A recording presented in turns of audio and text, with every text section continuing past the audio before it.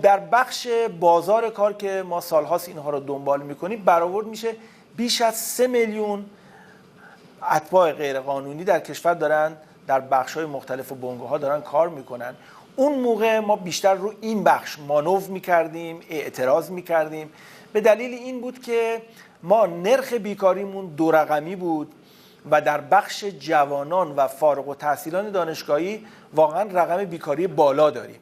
خب برآوردهای رسمی هم در طی 4-5 سال اخیر نشون میده ما حدود 3 میلیون بیکار غیر رسمی داشتیم.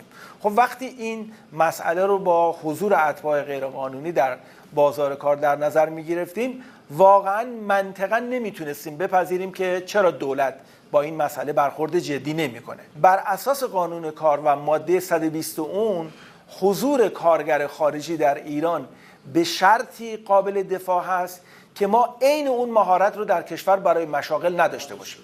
اکثر اتباع خارجی در ایران، اکثریت اونها واقعا افرادی بودن، کارگر ساده بودن، کارگر یدی بودن. اینا اومدن در بخش‌های ساختمانی رفته رفته مهارت کسب کردن.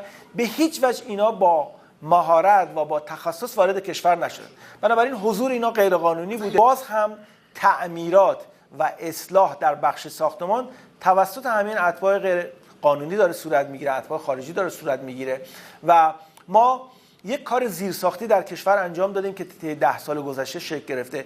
ما الان کارگرای ایرانی رو آموزش دادیم از طریق مراکز فنی حرفی، براشون کارت مهارت صادر کردیم و در عین حال بیمه‌های اجتماعی رو برای اینها تعریف کردیم. یعنی الان واقعا مشکل نداریم، میتونیم کارگر ایرانی رو در بخش ساختمان در همه رده‌های فنی جایگزین اینها کنیم. ما زیرساخت‌های لازم رو در کشور واقعا داریم، نرخ بیکاری بالا داریم، الان جوانان آماده به کار داریم، فارغ التحصیلان زیادی داریم که اینها الان نیازمندن در بازار کار حضور پیدا کنند.